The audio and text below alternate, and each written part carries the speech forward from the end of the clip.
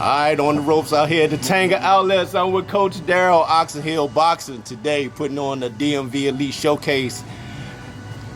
Pretty much showcasing the top amateurs in our area, man, and talk about the competition that'll be taking place today. Yeah, a lot of the kids, like about 5 of them on the junior and the youth team. So a lot of them, like about 4 of them not here. They went to the Germany to go fight overseas.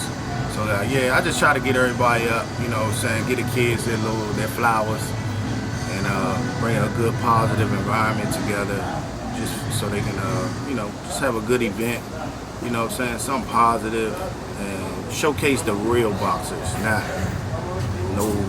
not the fake boxers, not the guns up, guns down, no violence, boxing type show, just real boxing with the real fighters. Explain that for people that might not understand what you mean by that. Like, somebody might see an average kid or somebody in the ring, and he might have like 4 to 5 fights. And not saying he's not a good fighter or he pick and choose who he fight.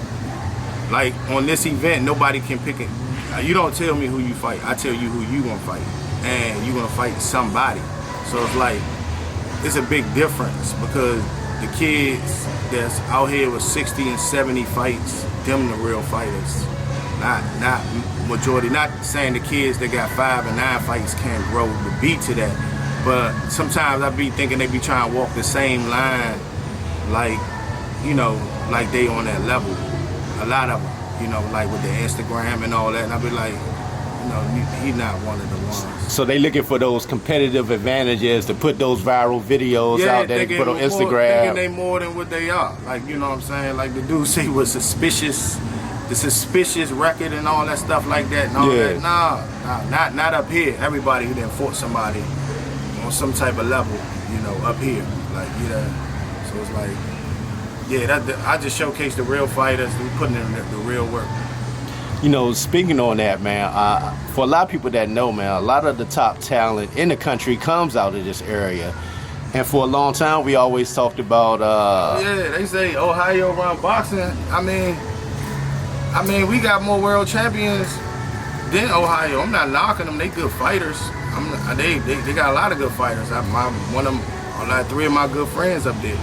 But like we got a lot of talent. Like, once you get into that championship ring in USA Boxing with the youth and the junior, all you see is a lot of DMV up there.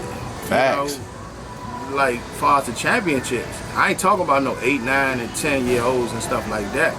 Or like, even when it's time to turn pro, like, we got a lot of fighters that, you know what I'm saying, that a lot of these managers and stuff be trying to look at and grab and everything. Like, we had a good crop come out in 2024, like, far as amateurs. And I remember them kids when they was like 8 years old and stuff like that. So like, yeah, the DMV, we play a big role in boxing, in USA boxing, pros and amateurs. We play a big role.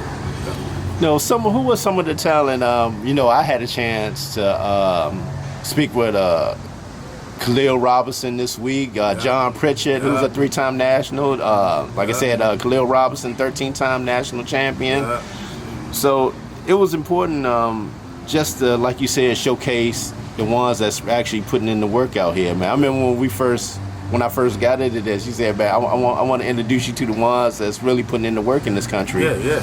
And one of the ones you introduced me to was Jamal Harvey, who's now who was a part of the Olympics under your stable, man. How proud are you of the accomplishment of Jamal Harvey? I'm real proud of Jamal, man. That's my guy. That's my, with or without boxing, that's my man. So it's like that long journey, it was long, you know what I'm saying? And then, he gonna try to make the pro run and take that journey. But, man, like I said, he was here with me last night, just putting up the ring and all that stuff, So it's like, he's still here supporting the kids too, That's your day one, man. Yeah. But one thing you can't say, man, you ain't never see him go switch up with other coaches, none of that. Man, that's all you start to see out here. Like, boxing be leaving a sour taste in my mouth a little bit.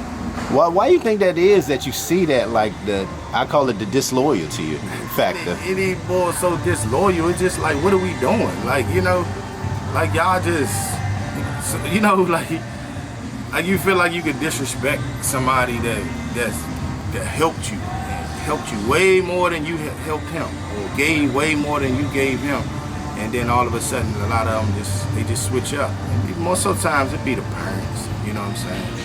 You know who they raised by and stuff like that. But like that's why you don't see too many loaded teams like that no more. Everything, you know, I understand the game now, the feeling. Like even fighters that I raised and let them go or told them go do something else or whatever. You know, like I'm not telling you no lie. Like with boxing, it's serious. It gets hard as you get older.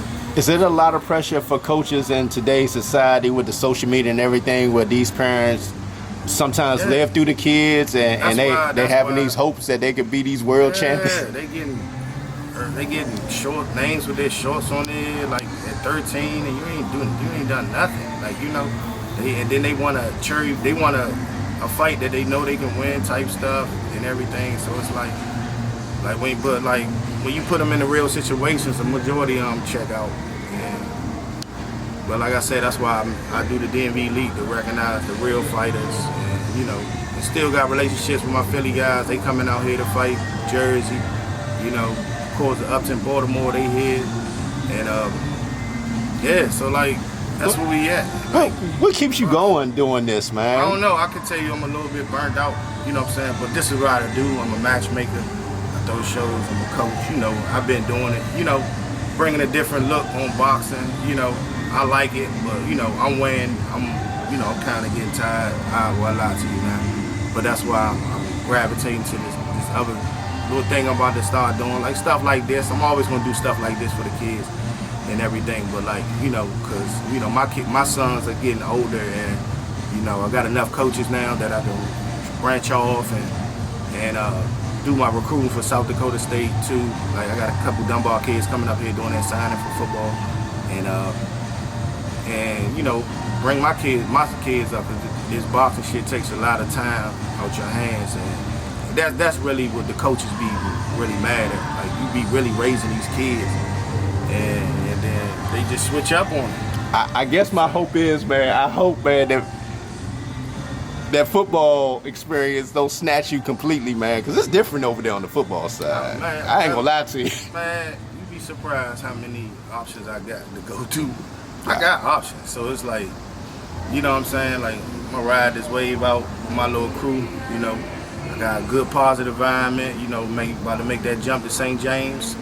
I don't know if you Oh, dang. I'm gonna be over there now. Oh, you going? That's a hell of a facility over there, man. How did that link up between you and St. James to put your facility up there? The owner, Kendrick, reached out to me saying they looking for a combat area. They doing a combat lead in it, like wrestling, MMA, jiu-jitsu, boxing, and a bunch of more to be the ambassador of their combat. Oh, wow. You know, we're gonna bring boxing in there called St. James Boxing.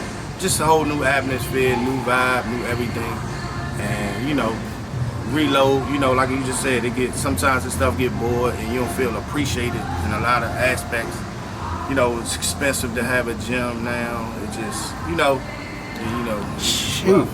Being at that facility, I can imagine you probably can pick up some football players and everything out there, man. I'm gonna get everything. You gonna get everything out there. That's my last stop. Like I'm stamping that flag, and I'm like, it's my last hoorah. Like, you know what I'm saying? Like, run with Jamal, run with this little generation I got, build my next coaches up so they can take over and, you know, move on to like events and stuff like that too. Like, you know, long time in this game, man. Gotta move. You know, it's not many in the area that put on these type of events where you see the elite fight the elite. Because sometimes you get situations where, you know, people back out once they hear a name. But like you said, when it comes to you letting them know up front, like, oh yeah, you gonna fight somebody, and if you pull out, you're not gonna tell me. You gonna tell the coach. Oh, the one wow. that you pulled out. I'm not telling them. You tell them. Like, you know, you call them. So like, don't look at me like I did it. Like, y'all pulled out because y'all scared. A lot of them scared too, man. Don't get it twisted, man. A lot of them scared. Boxing ain't. A lot of them not built like that. Like, you know, give them a certain name, they ain't jumping to that. You know. You know, a lot of the talk has been on the male boxing side hasn't been a goal since Andre Ward, and a lot of people was just under the speculation. It's hard. That shit is not easy. To make it to the Olympics is hard. You gotta win these games. You gotta win these 3 major games to qualify to get into the Olympics. You know what I'm saying? What are the 3? The Pan Am Games, the World Games, and it's one more, I forgot. Continentals. Mm-hmm. You know what I'm saying? I think Jamal won the World Games, he won the Pan Am Games, he won the Continentals, then they called him back in the ring and gave it to the other kid. A lot of politics in it, you know what I'm saying, with the Olympics. A lot of politics. So like good luck to anybody with that situation. You know, you fighting a grown man, you know what I'm saying, at the age of 21, 22, and then you're fighting judges and just everything, the political thing with it, you know. I mean, you seen this fight. I thought he won. He dropped him twice and still lost. Like, you know what's interesting though? We just wanted the medal. We already knew the politics of everything. You know what I'm saying? We just wanted the medal. You know, for our area, man, a lot of kids that I've been talking to, man, actually want to take that Olympic route. You know, seeing what Jamal had did and the experience that he had. They could take it, but like I said, it's long and it's hard. Like, that's my advice to them. It ain't gonna be easy. Just cause you won in the nationals, and then, you know, I mean, look at a couple of them. They got on the Olympic team and first round. And it's just a regular little tournament. Hey, Darrell. A regular little international tournament they got clipped. Like, you know what I'm saying? But I'm just saying, imagine if it was the World Games. It's a lot you gotta deal with too. That audience, that crowd, this, flying 32 hours. And are you built for that?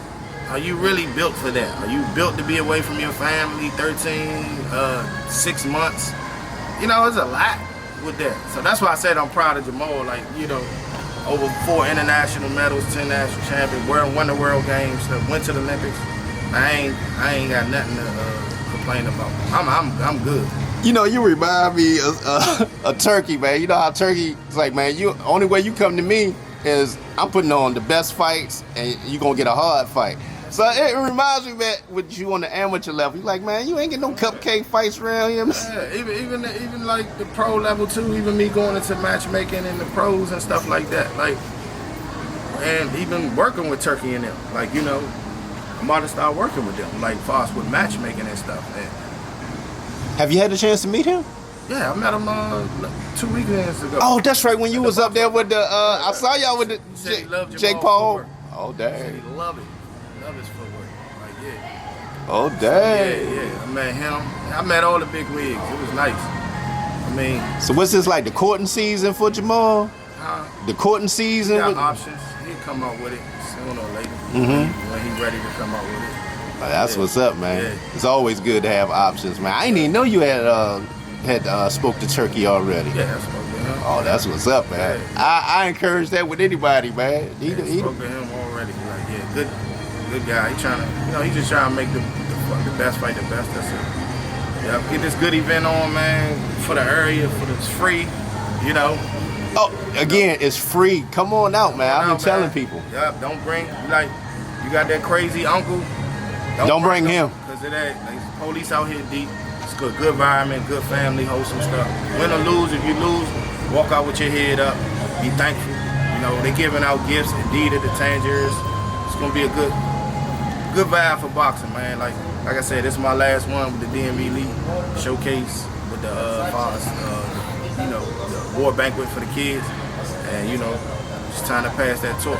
Hey, man, I gotta say, man, I truly appreciate your time with all the exclusive behind the scenes. Let me know about the real when it came to amateur boxing. Man, I truly appreciate that, man, and just to see all the hard work paying off.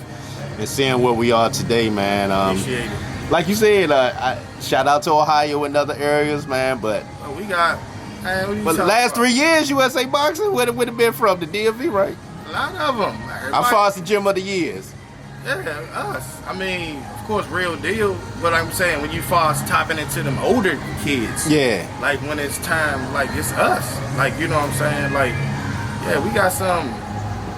We can line up with anybody. And we'd be a problem. Like, you know what I'm saying? Yeah, I appreciate your time as always, there. All right.